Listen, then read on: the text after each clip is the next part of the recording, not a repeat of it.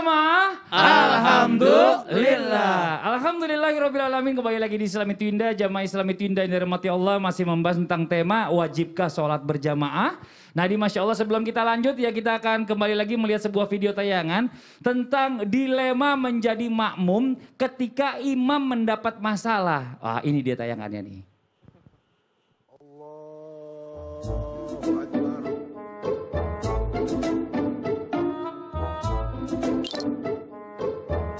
Buset deh, cecep enak banget. Buang aja di pulang kasih Owi.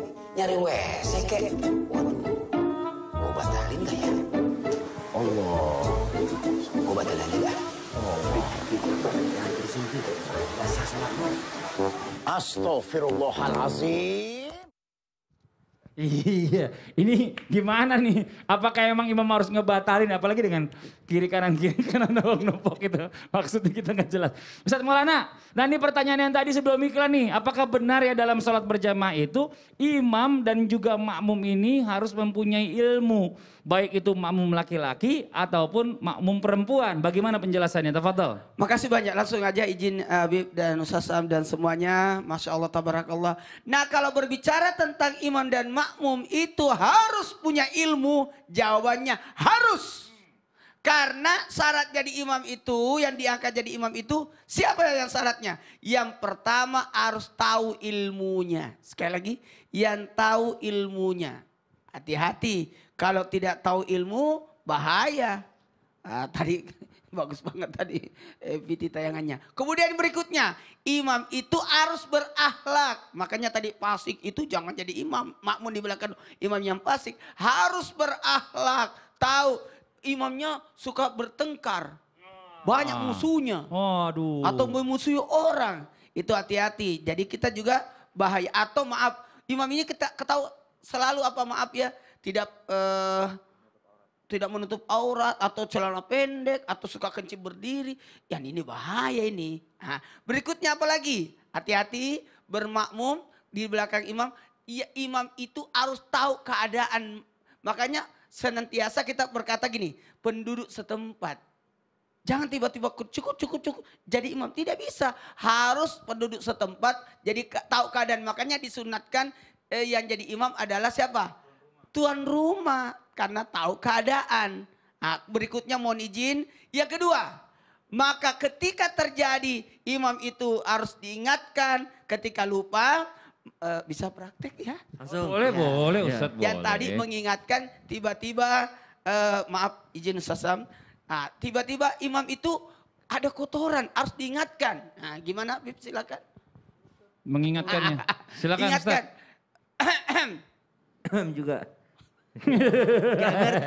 Makanya nanti tunggu aja selesai karena enak nanti mengganggu. Jadi niatkan sedikit, ingatkan. Tadi bisa diulang salatnya, ini diperlihatkan. Kalau imam yang sadar bisa membatalkan kemudian langsung kembali mengganti salatnya. Langsung niat mufarogoh. Iya. Niat memisahkan diri daripada Memisahkan. imam. Iya. Jadi dia Jelas tidak bisa najis. jadi makmum di belakang imam yang tahu Maaf, kalau imam itu salah. Nah tiba-tiba imamnya kentut. Ternyata Cuma sadar. suaranya nggak Berikutnya. kedengeran. Aku jadi imamnya. Ya. Ah gini, Ah. Ya. imam maaf Habib Ya, mau ikut juga. yang imam Ustadz Maulana Aku yang- batal kan coba sekarang jadi imam. Bapak nggak usah, nanti jamaah saya kan.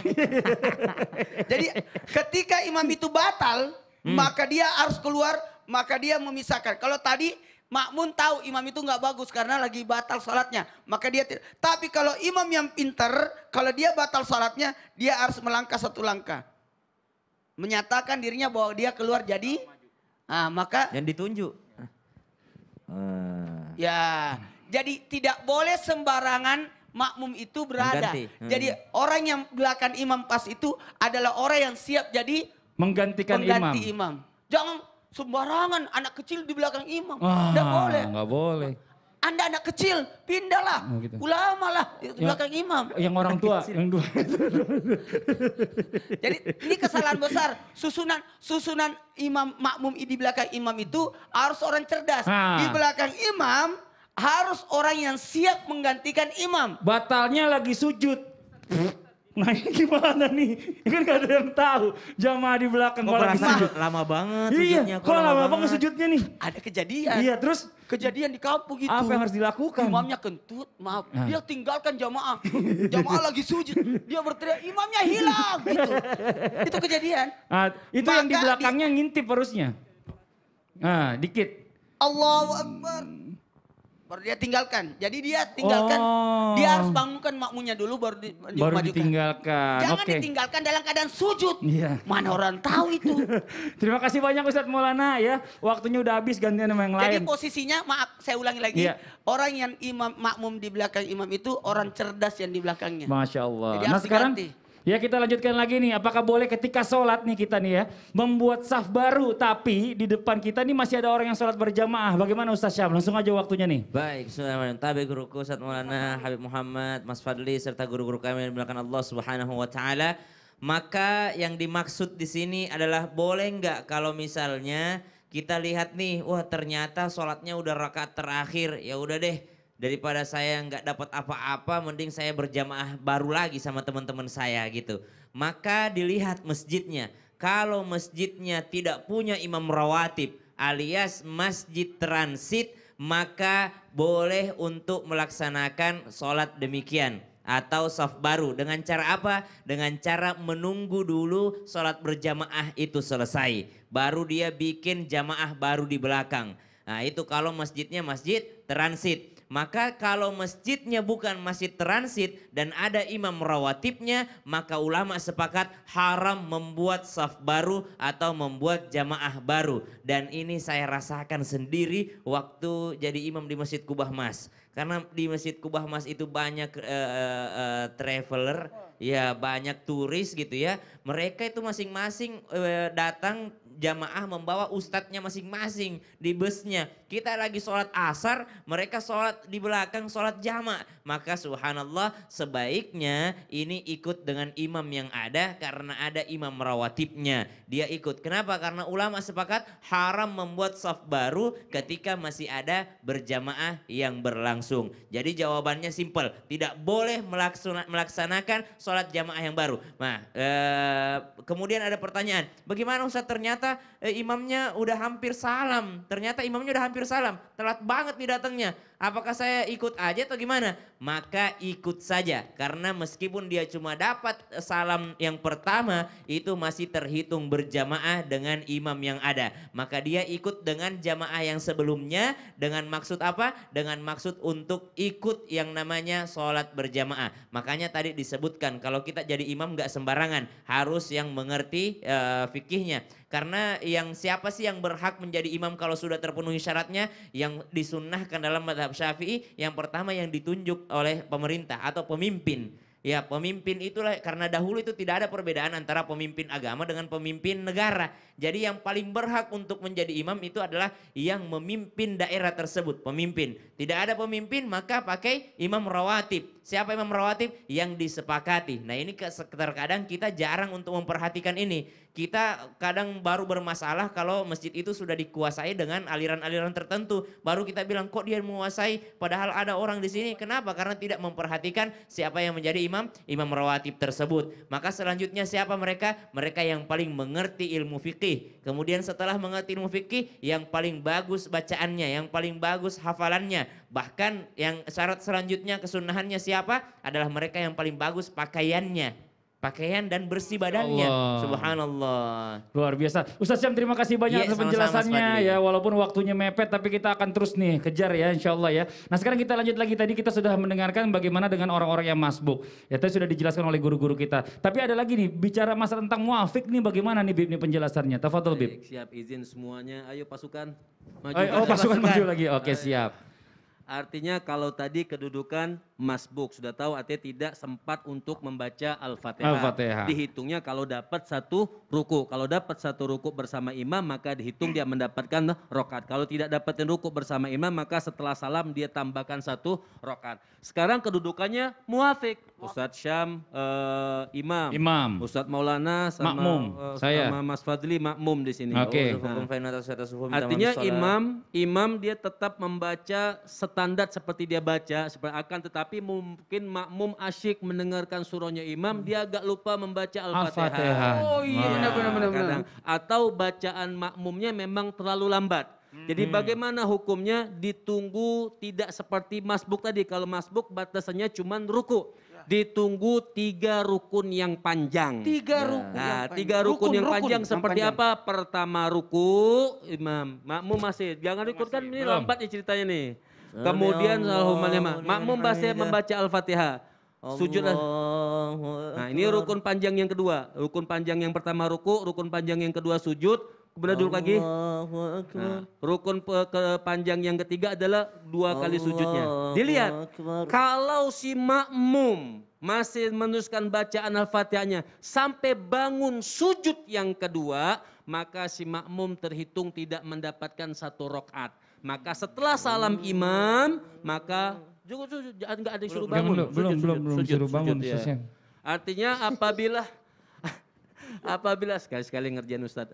Apabila si makmum belum selesai membaca Al-Fatihahnya, imam sudah bangun daripada sujud yang kedua, si makmum tidak mendapatkan 1 rakaat. Tapi apabila baru sujud yang pertama, kemudian si makmum ruku, Allahu Akbar, maka dia terhitung mendapatkan 1 rakaat bersama imam. Jadi ditunggu 3 kali rukun yang panjang. Silakan Ustadz Syam. Berdiri lagi. Karena imamnya kecepatan gerakannya, makmumnya lambat. Berarti imamnya itu Nggak ngerti. Artinya seperti itu. Artinya bisa cepat juga bisa makmum yang bacanya lambat. Itu namanya muafik. Jadi ditunggu 3 kali rukun yang panjang. Lantas pertanyaan aja lagi, Habib, kalau saya atau Ustadz misalnya saya suka mendahului imam. ya Nah, Ada yang suka begitu. mendahului imam, maka dilihat 2 rukun yang pendek. Oh. 2 rukun, misalnya mendahului imam. Nah. Imam belum ruku, dia dulu ruku duluan. Allahu Akbar, imam baru ruku. Kemudian jadi mendahului imam ini sedikit saya jelaskan. Pertama, tidak boleh mendahului imam dengan tumit. Tadi sudah saya bahas. Apabila dia sama seperti ini hukumnya makruh dan bisa menghilangkan pahala jamaah. Dia maju sedikit tumitnya daripada imam, maka hukum makmum sholatnya tidak sah. Pertama. Kemudian yang kedua, tidak boleh bersamaan takbiratul ihram bersama imam. Allahu Akbar. Makmum menyamai takbiratul ihram bersama imam, maka hukum makmum tidak sah. Atau pokoknya kapan makmum itu bertakbiratul ihram? Kalau imam sudah Allahu Akbar. Baru makmum Allahu Akbar. Seperti ini. Baru setelah imam baru makmum angkat tangan bar. Kedua, gerakan. Allahu Akbar. Makmum dulu Allahu Akbar. Sami Allah liman, baru imam sami Allah. Ini namanya rukun pendek. Ruku dan i'tidal. Ruku dan i'tidal itu rukun pendek 2. Dia lebih daripada rukun pendek 2 kali ini, mendahului daripada imam, maka sholat si makmum batal. Tapi kalau menyamai bagaimana? Saya ngos-ngosan ini. Ntar makanya kita lanjutin kalau lagi. menyamai sedikit, kalau menyamai imam digerakkan nyamain. Tapi bukan takbiratul ihram, sama aja. Sama kemudian i'tidal itu hukumnya makruh. Makruh. Terima kasih banyak Habib atas penjelasannya. Masya Allah. Nih ya buat jamaah yang ada di rumah nih udah banyak banget pertanyaan yang masuk. Yuk langsung aja kita masuk ke segmen Tanya Dong Ustadz. Kami semua tanya dong Ustaz. Oke kita coba masuk ke pertanyaannya. Bagaimana nih udah dikonek sama yang di rumah ya. Kita coba masuk ke pertanyaan yang pertama untuk Ino_Pimi. Assalamualaikum Ustadz. Apakah batal sholatnya kalau kita mendahului imam? Soalnya kebiasaan saya kalau masbuk tuh imam belum selesai. Salam baru ngucap assalamualaikum warahmatullahi wabarakatuh saya langsung bangun. Terus saya ditegur katanya bangun harusnya pas salam kedua. Salam buat Mas Fadli ya. Oh ya, tiap hari makin ganteng. Waduh makasih banyak. Amin. Waduh tumben ada yang muji saya. Perasaan enggak usah dibaca yang itu. Iya nggak apa-apa Ya kan. Allah. Ini kan bukannya Ya punya kerekayasa. muji diri sendiri Ini mana tuh. sih gak ditampilin lagi Harusnya giliran dibaca. begini. Nanti kalau ada yang begitu besok dibaca. Iya, Besok dibaca. bilang saya yang ganteng. Iya, iya. Dibacain. Ayo Ustadz Maulana dijawab, mohon izin. Bismillahirrahmanirrahim, makasih banyak. Masya Allah pertanyaannya bagus sekali. Nah posisi, ingat ya, salam yang pertama itu yang wajib. Salam yang kedua adalah sunnah. Dan bagaimana dengan salatnya tadi? Setelah salam pertama sudah naik, jawabannya sah. Karena masih kategori masih aman. Nah kalau dia menunggu salam yang kedua jauh lebih baik. Selesaikan dulu. Jadi kalau kita masbuk kan, ini saya tahu nih peristiwanya adalah masbuk. Assalamualaikum warahmatullahi wabarakatuh. Oh ya praktek. Maaf. Maaf. Contoh duduk doang nih. Assalamualaikum warahmatullahi. Iya. Langsung Assalamualaikum naik. warahmatullahi. Pada posisi Assalamualaikum warahmatullah. Kan dia kan masbuk. Dia naik ketika salam pertama. Maka tetap sah. Karena salam pertama berarti sudah selesai. Tapi kalau dia nunggu salam yang keduanya. Assalamualaikum warahmatullahi. Itu jauh lebih baik. Nah, Ya, itu jauh lebih baik. Terima kasih banyak ya Mbak Ino _Pimi. Waduh pertanyaannya bagus banget. Abis muji saya puji lagi balik. Masya Allah. Terima kasih ya Mbak Ino dan nonton Islam itu indah selalu. Nah sekarang kita masuk ke pertanyaan yang berikutnya ya. Dari Aliza.Abaziz. Assalamualaikum Ustadz atau Habib. Salam dari Malaysia. Wah Masya Allah Malaysia. Assalamualaikum. Tanya nih Ustadz Habib. Jika sholat berjamaah Zuhur atau asar. Adakah makmum mesti baca surah? Juga tak sama imam di rakaat pertama dan kedua. Saya penonton setia Islam itu indah melalui aplikasi YouTube katanya. Ya karena saluran ini tidak sampai di Malaysia. Wassalam, terima kasih. Nah jadi intinya sih pertanyaannya. Pada saat sholat terang ini kan imam kan nggak menjaharkan suaranya keras. Betul. Apakah kita perlu baca juga surah-surah pilihan? Baik, apabila imam sholat zuhur, kemudian imam sholat asar. Jadi imam sholat zuhur dan imamnya sholat asar. Lantas kalau makmum misalnya sudah membaca doa ul istiftah, sudah Allahu Akbar kabira walhamdulillahi katsira sampai akhir. Kemudian tentunya kan makmum membaca suratul Fatihah. Bismillahirrahmanirrahim, alhamdulillahirabbil alamin sampai waladdallin amin. Imam belum rukuk juga. Apakah makmum diam saja? Itu boleh milih. Dia diam saja boleh, tapi lebih baik daripada diam mereka tetap baca surah-surah yang pendek. Misalnya qul huwallahu ahad, Allahu somad.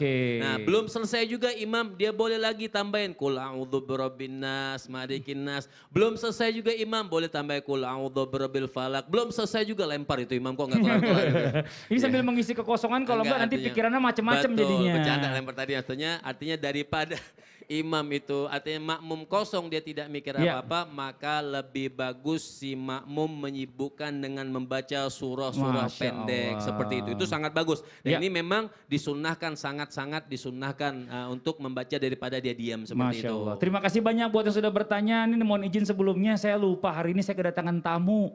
Saya mau coba ketemu sebentar ya. Mohon izin Habib, Ustadz Maulana, Ustadz Syam. Siapa ya sebentar tamunya aja, sebentar ya.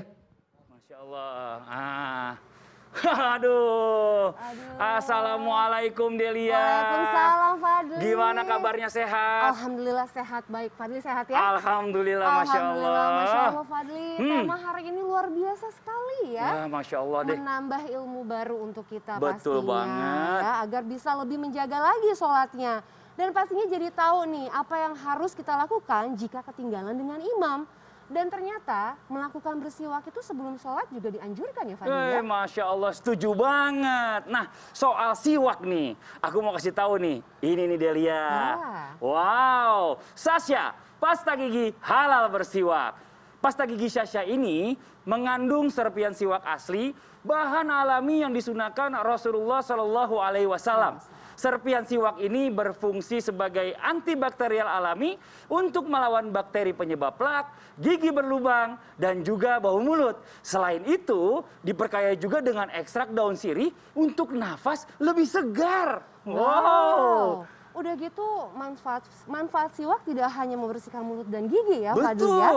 Tetapi juga dapat mendatangkan pahala. Masya Allah. Oh iya, Sasha ini juga terjamin halal kan? Oh tenang aja Delia. Insya Allah terjamin aman dan halal. Masya Allah. Karena pasta gigi Sasha ini tidak mengandung alkohol dan bahan lainnya yang berasal dari hewan. Jadi sudah terjamin kehalalannya. Wah ini namanya paket komplit ya. Betul banget. Selain menjaga kebersihan mulut, bisa membawa kebaikan buat kita dan keluarga juga. Dan buat keluarga di rumah, jamaah di rumah, gak usah ragu lagi untuk beralih ke pasta gigi yang satu ini. Masya Allah, betul sekali ya. Karena nih sudah saatnya kita beralih ke pasta gigi yang sudah terjamin kehalalannya. Sasha, pasta gigi halal bersiwak. Insya Allah sehat dan berkah. Alhamdulillah. Nah buat jamaah yang ada di rumah jangan kemana-mana nih. Setelah ini masih ada segmen Tanya Dong Ustadz. Dan juga nanti kita akan praktek lagi nih mengenai sholat berjamaah. Jadi tetap di Islam itu indah. Jamaah, oh jamaah. Alhamdulillah. Masya Allah. Jadi Delia di rumah pakai ini dong. Harus banget gue pakai ini dong, Fadli. Masya ya. Allah. Senang banget ya kalau udah pakai ini. Subhanallah, walhamdulillah.